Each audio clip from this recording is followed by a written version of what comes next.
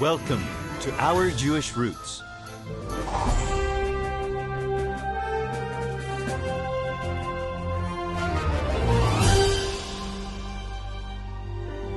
Paul on many occasions spoke about his journeys, and particularly he noted that he was marooned on islands, shipwrecked, and the like. And here we are on the Aegean Sea right now, making our way from Ephesus, where Paul frequented, and then heading over to the Greek mainland.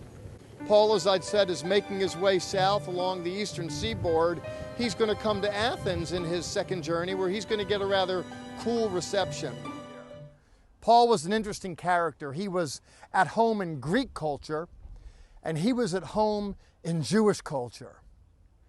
And here he found himself some 2,000 years ago in Athens. Athens, Greece, the site of many a place of renown for the Greeks, the Parthenon over yonder hill, temples scattered about dedicated to various Greek deities. Of course, Paul didn't buy into all of that, but he was comfortable in Greek culture. Ephesus, how magnificent was that city? Oh, its grandeur is evidenced here in the theater of Ephesus, which seated 24,000 individuals. Luke tells us that they convened here once upon a time to consider the growing movement of Jewish and non-Jewish followers of the Messiah Jesus. They didn't just meet here to attend to that business, however. This is, in effect, a killing field. Gladiators hacked it out here, fighting battle royals to get out alive at the end of the day. Why?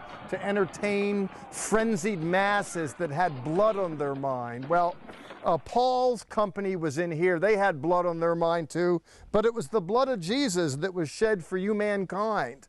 This was a new religious vision for the Ephesians. Here in this city, various deities are represented. Isis is represented with a temple down the street. There's different kinds of deities, all of which are eclipsed by the cult of Artemis, known as Diana. Now what happens is there were individuals that plied a trade by manufacturing accoutrements that were used in her adoration. And Luke tells us as the gospel penetrates into this culture, individuals are given to abandoning the cult, with the net result that those individuals that carved out a livelihood by selling paraphernalia dedicated to Artemis, they start losing money, their economic interests. And one of those principal religious merchants is particularly chagrined, and what does he do? Well, he causes an uproar, causes a fuss, and the whole city is up in arms, according to Luke, and the net result is that there's, in effect, a riot. Let me dispel some nonsense.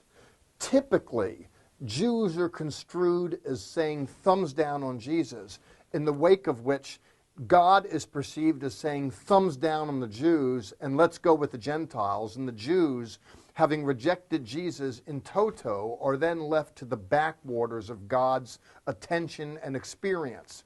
That is a mythic telling. That is not what happened. When Paul is brought up on charges, the statement is that there's division amongst the Jews about the message that Paul is advocating. Paul's talking about Jesus to Jewish people. Some say yea, some say nay, and it's tense. There's a rift, to be sure. When I look at the New Testament, I see a rift amongst Jews. Some Jews weighing in positively, some Jews weighing in negatively, but it's a Jewish story. In fact, the accusation goes on to read that this Paul is a ringleader of this sect of Jewish followers of Jesus. Let me say this forcefully. The rabbi from Tarsus was not an ex-Jew. He was a Jew who believed that the Messiah had come and that his name was Yeshua, and he was bent on advocating for this messianic vision beyond Israel's borders. He was creative, he was innovative, and the upshot of it all is that he invoked some ire.